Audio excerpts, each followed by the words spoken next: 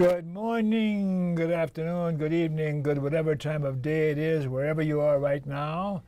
Thank you for tuning in to the Conversations with Dr. Don show. The show is produced and broadcast from the Portland, Oregon area in the USA. Now, for your first-time viewers, Conversations with Dr. Don is an ongoing series of one-hour standalone talk shows where I interview interesting people like most of you out there about who they are as unique, one-of-a-kind individuals, and about what we've decided to talk about tonight. So tonight, we'll talk mostly about what's happening in Venezuela today. What's happening in Venezuela today? And my guest this evening is a repeat guest, Jimmy Moglia. And he's been on the show a number of times. And I can't resist having him back on because he's so full of beautiful stuff, and he's my dear friend. I don't know what to say. Thank you for inviting me. It's always a pleasure. Thank you, you betcha. So, boy, with what's going on in Venezuela, it's hard to keep up with. It's happening so fast. It is hard, and within the limits of the time that we have, I'll try to give a glimpse or some glimpses based on something that everybody knows, something that I've been able to sort out, follow, and deduct from the informations that come from the Venezuela TV channels as opposed to our channels here. Mm-hmm. And also supplemented by information from a lady who I never met, but it's part of a group to whom I belong. And the group is in Italy, but it has branches also somewhere else. The name of the group is No NATO. They don't want to No have NATO. No NATO. And because the information about life in Venezuela is so contrasting depending on the source that gives the information, this lady has traveled directly to Venezuela and has sent a report to the group so as to be able to say, yes, I saw it, I am not biased because of the nature of the project, of the nature of the adventure. So her we'll be able is to so valid, huh? So I think that the view is valid. Technically, the information could have been possible even without her, but at least we have St. Thomas female in a female shape. This is what I found. Uh-huh. So those are the three chapters, if you like, of the conversation that we may have regarding Venezuela tonight. Yeah, I'm excited about it. Yeah. We'll see. You never disappoint me. No. So, how are you feeling right now? You look like you're excited and ready to go. I'm ready to go. I feel not worse than yesterday, and hopefully no better than tomorrow. So. You're shuffling a little Shakespeare, huh? Well, I was waiting for some of your questions, and maybe if you ask me some questions, I'll be able to squeeze a few in, or at least one or two. Please do. Okay, now the bio segment, we're going to do an abbreviated version of that because there's so much to say about what's going on in Venezuela today. So let's, at a brief fashion, who are you and where you come from and all those kinds of things? Now here's the Shakespearean quote. Okay, go ahead. All men and women are merely players. We are all on a stage, and all men and women are merely players. And each man in his life has 7 ages. Each man, this comes from also As You Like It. Now, I don't have 7 ages. I had 3.5 lives. So I will summarize them. 3.5 lives? Yes, and I'll tell you why. The first life, believe it or not, I was a singing guitarist, as I think I told you before. And I can't believe that. Well, go on my website and even one of me singing. Uh-huh. No, I'm just kidding, but it is true. So I did. That was probably the wildest years of my life, because I traveled the world. I was playing on cruises and also on resorts during the summer and the winter vacation. Then I decided that, well, it was a nice life, but I ought to do something more serious. So I went. So it took me a little longer years, because it took me about 10 years to have a university degree that it usually takes 5 or 6. 10 years. Yeah, and after that, I decided that I still wanted to see a little bit more of the world. So I went to Canada, and eventually I found a job here in Oregon from a company that is still called Tektronix at the time. So as soon as I was employed, they sent me to Europe, and I will make it short. Eventually, I became responsible for the marketing in Europe, Middle East, and Africa, and this is why I've been traveling so much. There was the first part of the second part of my life. After a few years there, I became somewhat disenchanted with corporate life, and that's a euphemism.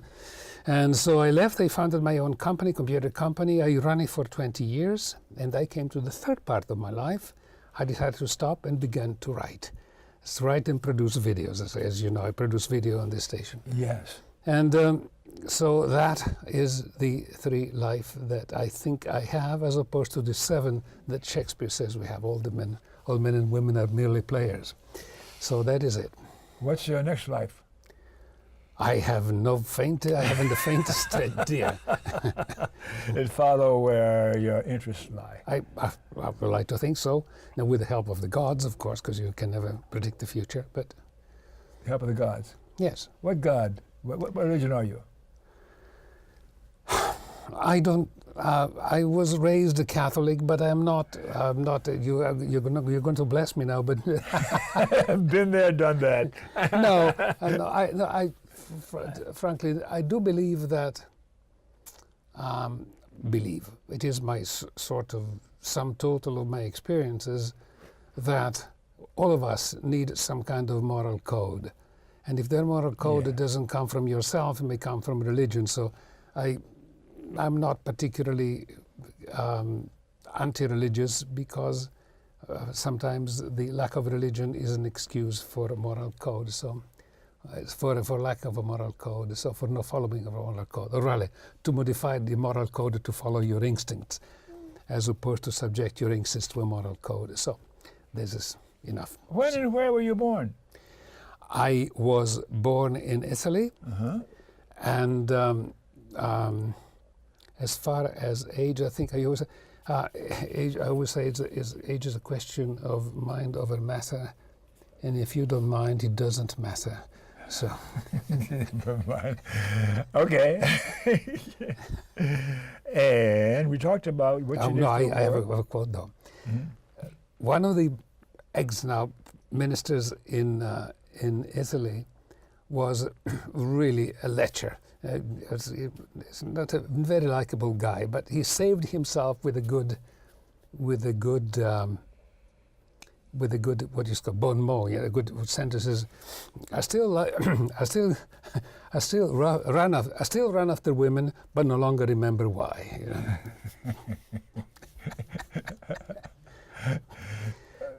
Anyway. You got any more? No. Okay. I think I finished. Now you had your sons. Yes, I have two sons. One lives in Berlin, in Germany, with his girlfriend, and the other one lives here and works here in Portland. And I live by myself with a cat. What's the cat's name? The name of the cat is very topic to today's conversation, because her name, as I said before, is Chavette, and she was called Chavette because when my son, the younger son, found her, we thought, her and her sister, we thought they were boys, so we wanted to call one Hugo and the other one Chavez. So Hugo ran away. Chavez turned out to be a female, so we called her Chavette. Chavette. Yeah. And memberships in political, social, or civic organizations, and you've been around for so long, you belong to so many organizations, and oh man. Oh, I've been, it depends. I've been involved with the Tuscan Association of Oregon, for whom I was president for a couple of years. And at the moment, I really do not belong to any particular association. Don't. I've got a lot of work to do. I work more now than I did when I was working. Really, in terms of research, I just finished putting on the channel the second installment of the history of Italy, dealing with the fall of Rome and the Huns and the Goths, and the Goths afraid of the Huns and all these good things. People can see it or go into my channel, which is yourdailysshakespeare.com, and I suggest to watch the program intensely, particularly if they suffer from insomnia. So it's a good. Yeah. How about you have any? First of all, how'd you get so brilliant, so creative? Is it from your dad or your mom or what? You're brilliant, Jimmy. You know that. Whenever I feel a disturbing adjective, I pull back and say, "You don't mean it." No, I have interests. I've interests, always had, and partly because when I was a teenager, I was somewhat I was afraid of everyone else. Not afraid of everyone else, but I wasn't. Most of us go through the period. I didn't know really who I was. So I thought I didn't know how to swim, so to speak, metaphorically speaking. Sure. And I only thought I had begun learning how to swim when I gave myself to music. And that opened up a new world for me. And so that started from there. The other thing that I think I can say, I have a degree in engineering, and but I discovered that after my degree, I didn't know how to read. You see, I discovered I've studied all these years. I studied 8 years Latin, 5 Greek, all these mathematics or whatever, and I don't know how to read. And so I designed for myself a method of reading, which I think is very useful, and I would recommend it to everyone if they had a little patience. So from that point, the method of reading has encouraged me to read more than and get hopefully a little better retention of what I read than what I could before. Although it is really minimal. There is a very interesting sentence of a French writer who wrote his memory: "We read so much and we remember so little." And that was my continuous fight within myself to try to remember something of what I read with the method. But I'm not here to describe about the method.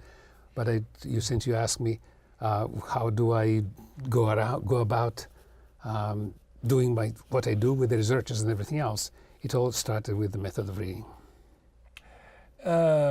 Would you care to revisit those earlier lives of yours? I do at Christmas when I send my Christmas song to my friends all over the world. All over the world. Everybody today can correspond with all over the world. But I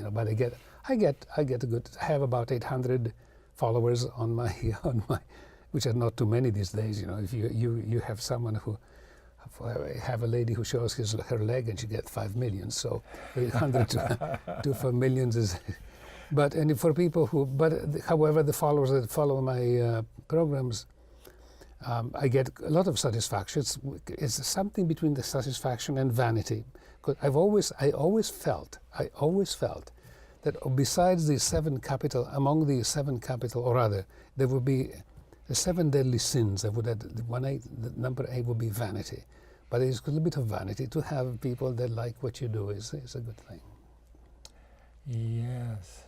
So then, this thing about Venezuela nowadays and what's been going on, we're going to get to that in a few minutes. But first of all, do you have any memories about people you look up to or admired throughout your life, even alive today, besides me? No, I've put myself last in the list. No, well, as I mentioned before, there is some good in many people. There is a lot of bad in also many people, some of whom have been put on the screen tonight. I like most of the people whom I admired are in the past. So, and as I mentioned before, you asked me, I still admire very much the President Jimmy Carter because he's the only president in the last 100 years or so, whatever. I cannot be so precise, but and he's proud of himself. He never threw a bomb. He never threw a missile. He never started a war. And that's a pretty good record. And also he has been consistent in between his life and his political life and his activity. He is not a man who goes after luxuries. He was until he's working, has been working until recently, I suppose, building houses for humanity. You can see with the hammer and say, He's incredible. so he's an incredible person, and there will be three or four more like him, and America will be a very, very, very different country. Really, that's a powerful thing you just said. I'm not saying that the country is bad, but in terms of the things that happened, of some of which we have in front of our eyes, he would be the person not, or rather to make sure that that does not happen. Talking about our country, And the world will be also different by definition, by consequence. yeah.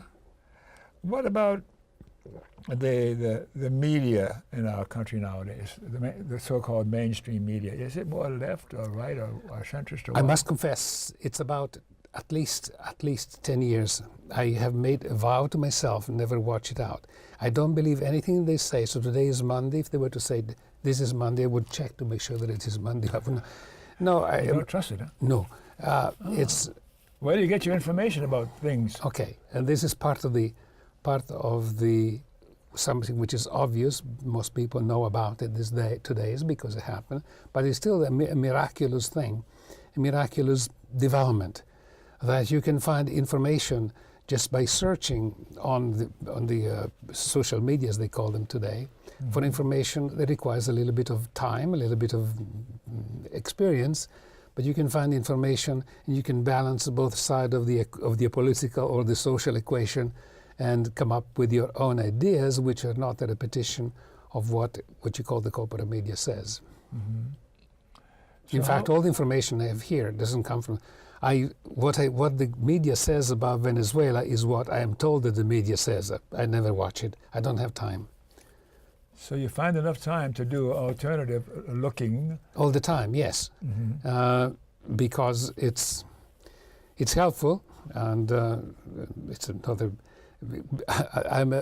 I speak Spanish fluently, so it gives you an opportunity to listen to the Spanish channels, which otherwise I would not have time or opportunity to do it. Wow.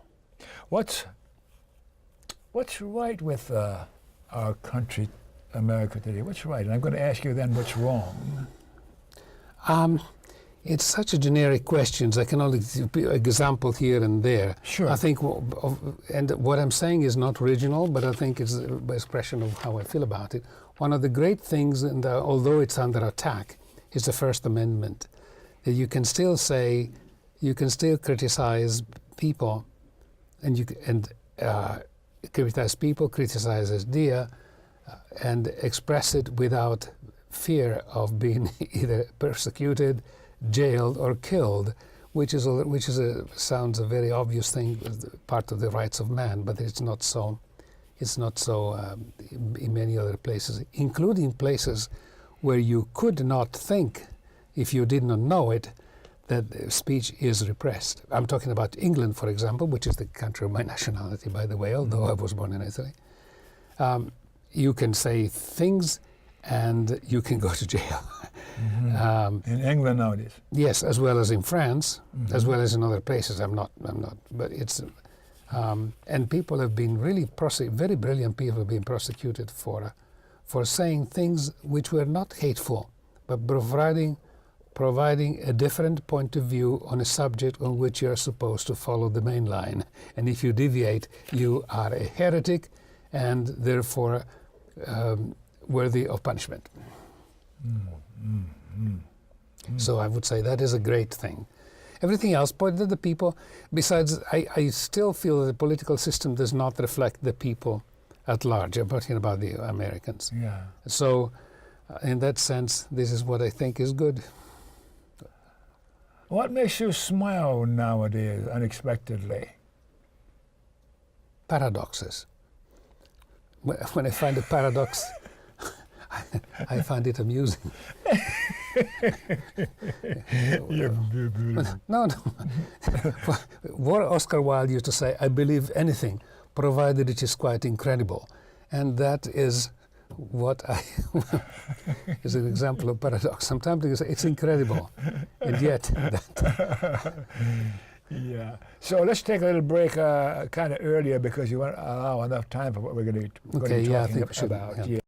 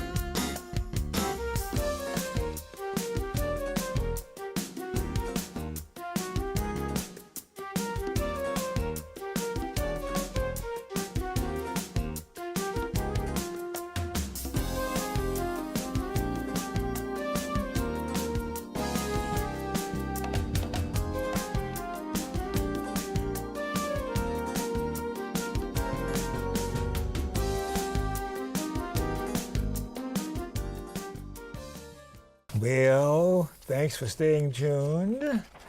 For you viewers who missed the opening of the show, Conversations with Dr. Don is an ongoing series of 1-hour standalone talk shows where I interview interesting people like Jimmy Molia here about who he is as a unique, one-of-a-kind individual and about what's going on in Venezuela tonight, what's happening in Venezuela today.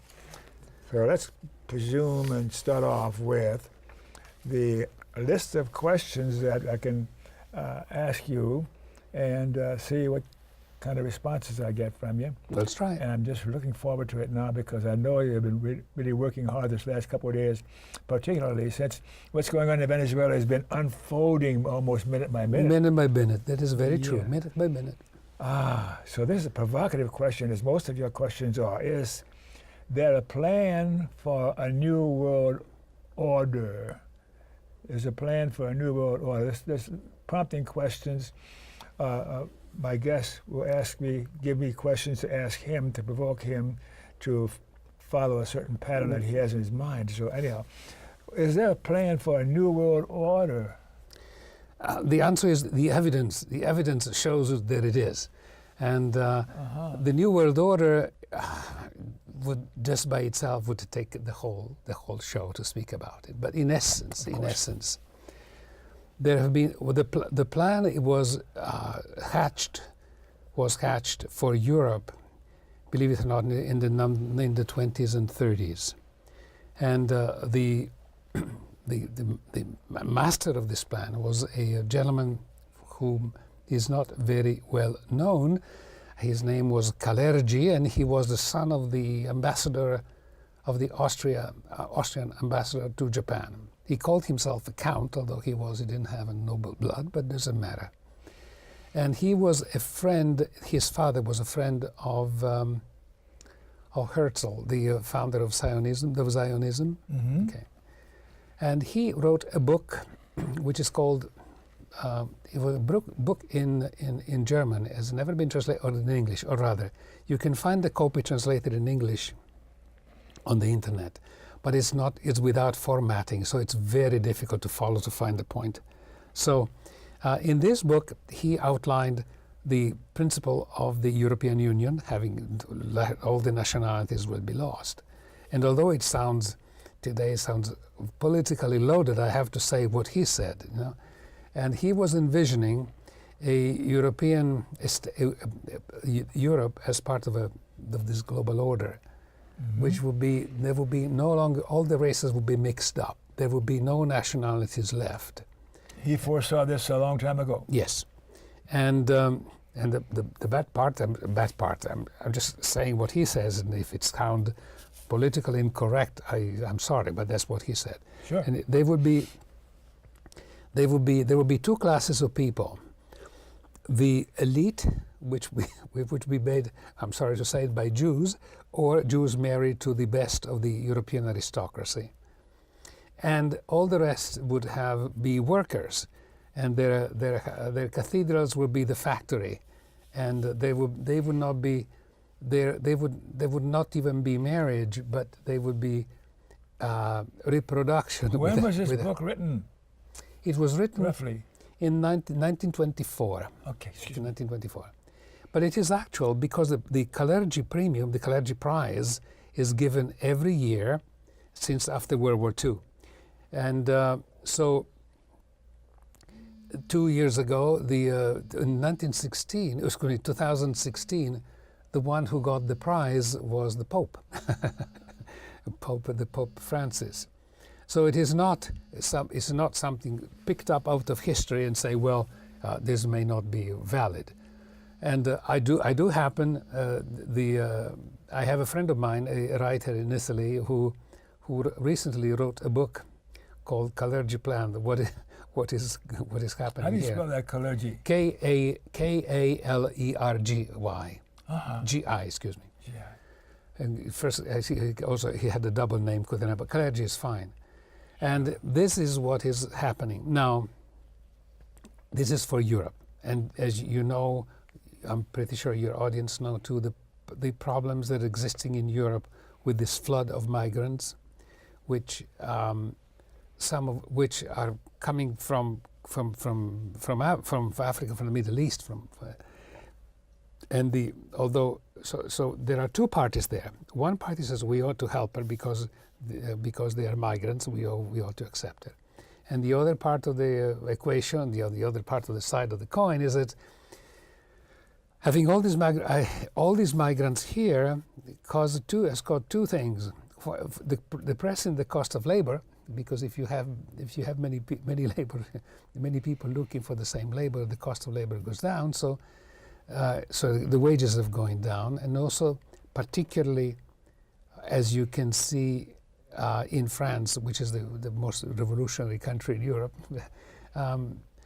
the conditions generated by this uncontrolled influx of new people that have to be somehow taken care of. So this was talked about in the book. You talked about it. It was talked about in the book, and it was even recently revamped in this book. My friend who I'm sorry, I deviated. I have a friend who wrote a book about it, explaining the main part of the thesis of this Kalergi person, and demonstrating how we are living in the fourth of the fifth stages of the Kalergi plan. Now, this is what he got financing, and but then World War II came about, and so he had to stop. Afterwards, it is rumored that he was planning to become a bigwig in this environment, but he couldn't do it, so he spent all his energy in promoting the development of Europe as it came today. However, there is, as you know, there is also dissatisfaction in Europe as it is, particularly in England, that is still struggling to get out of it, although the elite does not want to get out of it. And you can see obvious evidence in France, where for about 4 months, every Saturday, there are demonstrations by the Yellow Jackets, and everybody, you may have heard about it. Mm-hmm. And it's really the winter of discontent. It's the season of the years of discontent, mm-hmm. because all these problems have come to the fore, because before everybody knew about it but couldn't say anything. Did not organize themselves to do something. The contribution of the Jews in this book, in this description of what was going on in Europe at that time, is that significant, or does that betray some anti-Semitism? Here is the problem. Okay, if you say something, even if it is true, it is written, printed, which slightly appears Israel or the Zionists in a bad light, you are automatically an anti-Semite, which makes it difficult to have a conversation because if you say something that, for example, I think that the Israel is, as you were saying before in the previous, the foreign arm is the first state, or the secular arm of the United States, particularly in foreign policy, but not only. Sure. So, if you say that, you're immediately classified as an anti-Semite. But mm-hmm. if a Jew says that, and for example, I quoted. There's on the Los Angeles Times, not many years ago, there was a Jewish writer who said, who said, I'm paraphrasing because I don't have the quote here, Sure. I do not care if Americans think that we run Hollywood, that we run the government, that we run academia, that we run Wall Street, that we run the banks. I am only concerned that we continue running them. So this is a statement. He made it. But if you say it, you appear as an anti-Semitic. So to go back to your question, it's not a question of being anti-Semitic. It's a question of giving an exposition of what is going on today, of what the guy was planning, of what the guy had financing for, of the connivance of many people who are not necessarily Jewish with this plan. Because behind this, there is also another point, which I think is important to make. The so-called elites, they're mostly, even in Venezuela, are people whose profession is to do nothing, followed by long periods of rest. So they actually do nothing. But the ability to do nothing and be handsomely paid is such an attraction, is such an impossible target to forego, that creates a class that will go along with any proposal that will keep them in the position that they are, remunerated as they are, with the luxury life that they lead, and so they become promoters, connivers, facilitators, helpers of the plan that I was telling before. Example of this is the European Union. In Venezuela, we have this puppet who it's really the real puppet, who proclaimed himself president of Venezuela, and you have most European countries, thank God, Italy didn't do it, and some other ones. But what's his name? Guido? Guido should be his name, because Pompeo the first time they didn't know his name. Guaido. And so you have all the European countries say, yes, he is the president of Venezuela. No, I think, and this is fairly easy to suppose, I don't think that they, frankly, probably don't even know who he is. But the United States say that they so or else, and the European Union is such a huge bureaucracy costing billions and billions of dollars a year. And but anyone who goes there, some are paid just to like the President of the United States. And huge advantages in being a member of Parliament in the European Union. So they all have an interest to follow the master, and the master is the United States, and the master of the United States tries to dictate the world policy to everyone else. Imperialist. Yeah, you could imperialist, but yes, imperialist. I would say it's a good name. But I'm trying to think of Rome. Rome was an empire too, and it had some advantages from having the Roman coin were recognized from England to Egypt. But this is things that imperialism is a good term, although it's a different type of imperialism, of course, because many things have changed in 2,000 years or so. Yeah. So there is a plan for a new world order. Is that what you're suggesting? Yes, and I think we could see, roughly, Venezuela as being part of the plan. And if I could ask the studio to put on slide one, and soon later slide 2. Okay, this shows the Caribbeans, Venezuela, and Colombia, and the south of the United States. And there is a comparison which this could be called the underbelly of the United States. Just as if you put slide 2, please. This is the underbelly of Europe, in which you have Ukraine, and Georgia, Armenia, Moldavia, and Romania. Romania has already passed on the other side, you see, passed to the United States. And Ukraine, you know what happened? It was a coup d'etat organized. They spent $5 billion. You remember Victoria Nuland, the one who said the phrase that we cannot say here about what to do to the Europeans. But they spent $5 billion in Ukraine. They are very active in Armenia and in Moldavia too, and in Georgia, of course, because they started the war against Russia. So that was the cost of protecting the underbelly, of turning the underbelly of Europe away from Russia. Who's it they you're talking about? They did this. America. Okay. Yes. And in the same way, the slide number 1 that I showed before, that is the underbelly of the United States that needs to become under control. And in this underbelly, the problems are Venezuela, Cuba, Nicaragua, and of course further down in Bolivia. And, what a grand scheme. it appears a grand scheme, but it is written. You remember the plan for the new American century, which required the new Pearl Harbor, and they all of a sudden happened 9/11. That's new American century. Who wrote that? That's interesting. To write the new plan for the new American century was a guy called Kagan, who happens to be the husband of that disgusting creature called Victoria Nuland, who said we spent $5 billion to change Ukraine, and he was phoning to the ambassador say, we should put this guy for prime minister. No, put this guy for prime minister of another country. So this is what you asked me. Your original question was, is there a grand plan for it? The answer is yes, and they are trying to implement it the best they can. Because they're in power and they want to keep their power? That is a psychological question, because it goes beyond power. Because these people could be, we're talking about a class that are billionaires, and so it's more than that. I think it's a form of psychopathy, as you called it. Can you put? If you can put. I hope I'm right. Put slide number 8. Okay. Here's Abrams. Thank you. Here comes the devil in the likeness of Elliot Abrams. And you could look at Abrams now. Look at the expression of this man. And you put 2 horns and he appears to be like the devil. And he has a devilish expression. Yes. So the answer to your question, a bit of the water, was,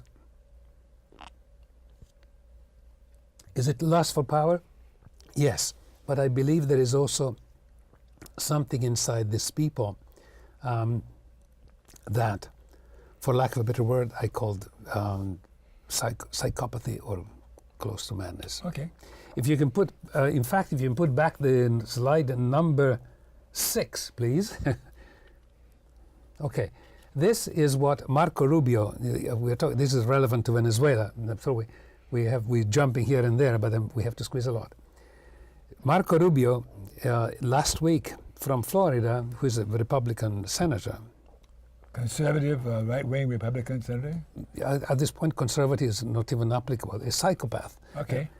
He showed the picture on the television, on the main media, with the media that I do not watch, but I'm told that it was there, showing on the left Gaddafi when he was president, on the right before he was killed. Can you put the light and saying to the Venezuelan, because of course they will be broadcast in Venezuela, this is what will happen to Maduro if you do not leave your presidency to which you had elected. Can you put the slide before, which if you can? Yeah, that's fine. It was before Chavez came up. Venezuela was essentially a ranch of the Rockefellers. And this is Rockefeller, a huge ranch of the Rockefellers. And when Chavez came to power, the great majority of the people did not even have an identity card. So they could not have a checking account in a bank. It was almost if they did not exist. So when Chavez came to power, he ensured that all the citizens of Venezuela had an identity card and had access to some of the key benefits, of the normal benefits that any civilized country has. Plus, of course, they did some other things. He nationalized the main, as everybody knows, and nationalized the oil company and the mineral company too, because they have lots of gold and other stuff. And he increased education, so that now the rate of illiteracy is very low in Venezuela compared to any other countries.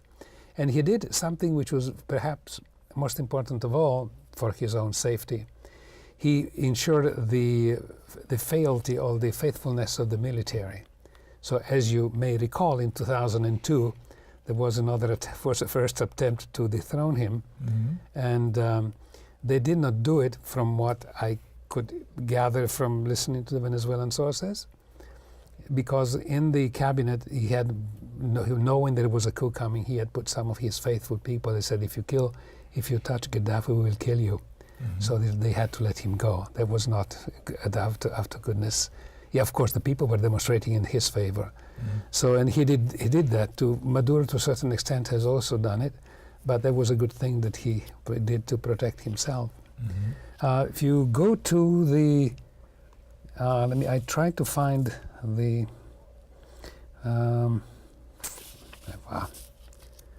it doesn't matter, it will come up.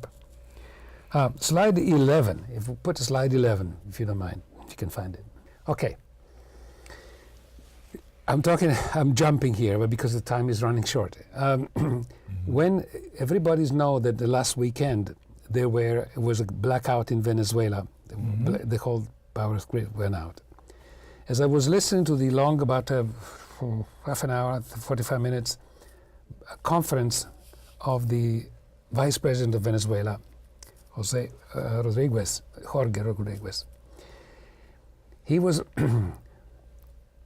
saying that there is a plant in Venezuela called the Guri plant that it's a huge lake, and it supplies 80% of the power to the whole Venezuelan country.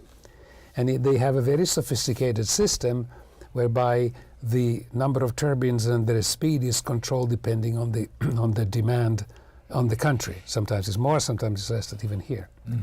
And what this internet attacked the brain that controls electrical power. that controls all the distribution of the energy through the various 100 turbines, so many that they are. So as soon as that happened, this is what he said. I'm translating on the. I'm informing you about a complete breakdown in Venezuela in this moment. This has happened a few seconds later. 18 of the 33 states and the capital district are completely in the blackout. The airport also is without energy and without generators. And this is the important point. The generators, standby generators, are also failed. And it is a disaster of the Maduro regime. The point is, he did almost immediately this. How could he know that the reserve generator did not work? One of the proof that it was planned from the outside. In fact, they have wised up. I don't know what happened. Nobody knows that. So this is going on because the government or the CIA? Yeah, the CIA. Yeah, and it's part of the coup. Put on slide 12, if you don't mind. Okay, this is Guaido. This is the usurper. Yeah. Venezuela is clear. It should be clear to Venezuela that the power will return when the usurpation will end. Usurpation of the real president, meaning Maduro. Maduro he's a usurper because Maduro is a usurper, which will happen shortly. During our traveling in the country, we are looking for help to take care of this crisis. We will win over and we will have progress with this mobilization. Let us meet on next Saturday on the street. And also, you can put slide 13, please. This was in English. I think it's Pompeo. Here is Pompeo. Shortly after the blackout, no food, no medicine, now no power. Next, no Maduro. How could they know that? It's pretty clear that they organized it. So there's the evidence that this is directed from Washington. Directed from Washington. Yeah. Totally, completely. So one of the other point that I was I wanted to go to the report that this lady wrote to us from Venezuela after she went there. Okay. We've got about 10 minutes left. Okay, that's fine. We should be able to do this. Unless you want to go. Well, no, I'll go where you want me to go. Okay. Well, Well, she went there. First of all, you got to the airport. All the services at the airport, except during the blackout. But now it's back again. I hope. When they say, there are 2 million people in Venezuela that have voluntarily enrolled themselves in what is called the Bolivarian militia. It's voluntary, Yes. and they're ready to defend the country. Simon Bolivar. Simón Bolívar. Which means, if you have 2 million that voluntarily go, it could not be the president so unpopular as to, just. Sure. But of course, this is not said on the. She went to one of the demonstrations of Pro Maduro and says, "This is the people of Chavez. Chavez is not." They were saying one of the people whom she interviewed. This is the people of Chavez. He is not dead. He has become millions. There was a woman who had. I didn't make the slide. They sell sunglasses with the eyes of Chavez. So where she was wearing the eyes of Chavez. As everybody knows now, Venezuela has all sorts of sanctions from the United States. Oh yes, serious sanctions. And I think that the concept of sanctions, at least based on very cursory, how could I say it, very cursory impressions that I have from talking to people, do not realize what they are. But I had the experience of not of sanction, but what they are. Let's say, for example, and if I'm saying something obvious, stop me. Let's say that I'm in Turkey, and I want to buy a dishwasher from Finland. Okay. Mm-hmm. This transaction has to go in dollars, so I have to send dollars to a certain bank who will send the equivalent of the dollars in whatever the currency in Finland is, and whereupon Finland will send the washing machine to Turkey. This is totally up. However, the bank, when he sees that Turkey, if there were sanctions on Turkey, says, aha, we cannot do that. So you cannot allow to take your dollars and send them to Finland. So they can do two things: either keep the dollars, as the United States is now doing in Venezuela, or say, no, you cannot get it. And this is the core of the sanction. But when you say sanction, let's suppose that you sanction me. It's stealing. It's stealing. So as you know, they've frozen all the dollars that Venezuela has for the oil in the United States, which is talking about several billions. They've frozen all the gold that I don't know why they kept the gold in the Bank of England, but anyway, they've frozen the gold. So it's stealing, it's theft. So you can see here I haven't watched as I said, the news, so I'm just know what they told me that they said. The incredible difference, the abyss between what is going on and what is relayed to the people of the United States is unfathomable, is immeasurable. And this is a problem that there is no really yet solution except with time. Because the internet has made it easy for people to understand a little bit more of what's going on. Sure. The problem are two. One is that not many people have the patience of connecting to the internet to look at the news. And secondly, that the other part, probably more worrying, is the attack on the First Amendment. That now sites that are, quote unquote, heretical, they are shut down. So that is a little bit of an attack on the First Amendment. When you asked me before, what do you like here is the First Amendment. If they go against that, then they will become pretty bad. They become pretty bad. So that the ruling elite then will interfere and decide what's fair. Yes. For people to know and what's. Yeah, because they never allow the other side of the question. So there's one. The other thing is that there are about one thing that as you have heard, that Colombia is now except for Bolivia and Uruguay, all the other countries have followed the lead of the United States. And Cuba's in the background. Cuba's in the background. There are 40,000 Cubans that working in Venezuela, particularly in terms of medicine, education, and agriculture to help them. But what is known is that there are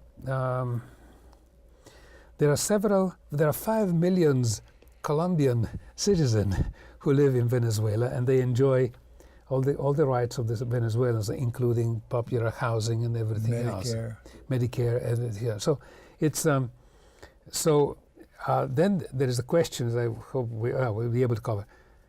We will say there's a lot of inflation, yes. So how the people can survive? But she went to the market and says, you can find all the goods. Now the goods you can find on the market is everything. The average Venezuelan person cannot buy it. Of course, the elites can. Yeah. But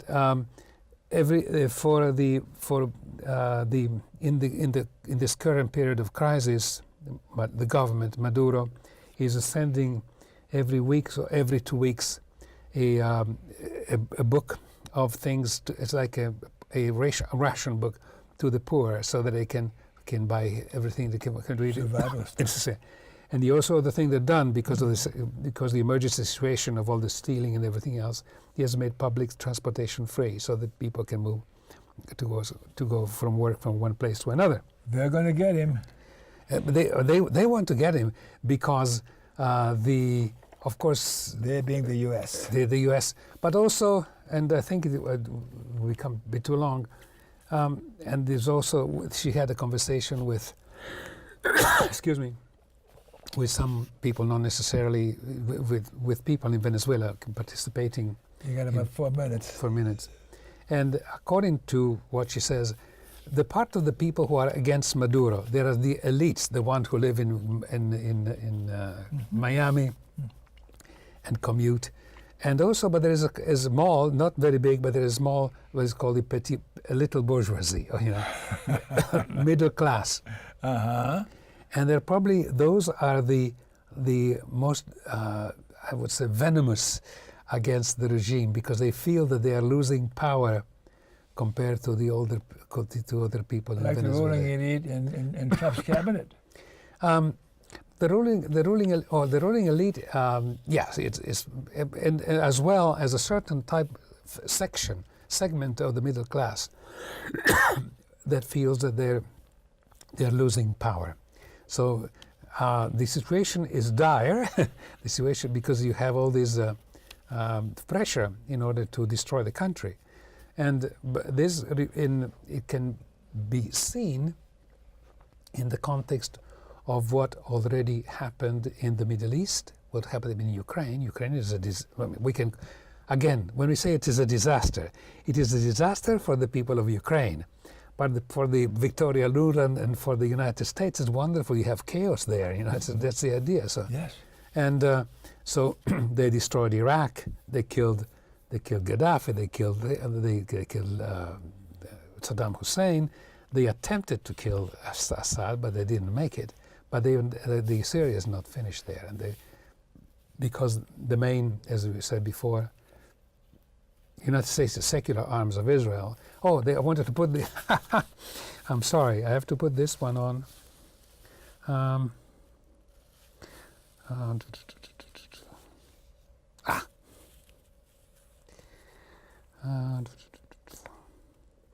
Can you put slide 3 on, please? Okay, this is put together myself. You hear Uncle Sam who says to Saudi Arabia, "Thank you for buying our weapons." Saudi Arabia say, "You're welcome. We just sent them to ISIS as you requested."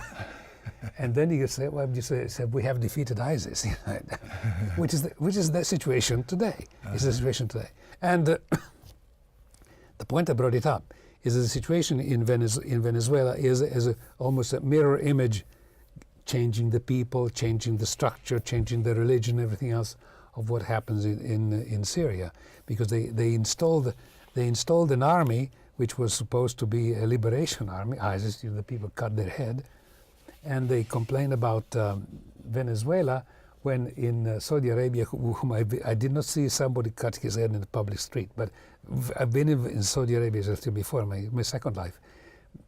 It's pretty backwards, when it comes to human rights and all this type of thing. So what do we need to do in this country? I think it's virtually impossible to head off this revolution sponsored by the CIA in Venezuela. At the moment, can we stop it? No. The best thing that we can do is what you do with your program to motivate people to become involved and follow the social media, not necessarily the stuff that exists on CNN, and whatever the other country, the other network, for himself. On the other hand, for at the moment for Venezuela, hopefully Russia and China will not allow it to go down the drain, because that would be the underbelly of the American empire marches on. Then in that case, no, we're going to need to stop now. You're going to have two more things. That one of the first things that this Guaido said, he was going to open an embassy in Jerusalem, because, as you know, Venezuela cut off the relationship with Israel because of the Palestinians. So you want to look at that camera and say something to the viewers based on what we talked about so far. Anything else on your mind right now before they shut us down? What I would say is go to my site, which is yourdailysshakespeare.com. There are over 550 articles on current affairs that I've written, and so you can get some information that probably you will not find, most of it, some of it, you will not find on the so-called corporate media. It keeps yourself informed. If you have any comments, you can write, you can subscribe to my channel, you can look at the videos that I produce for this channel and for PCC, historical videos, and I wish good luck to everyone. And thank you for inviting me. Thank you for coming on again. And a public service announcement, one or two.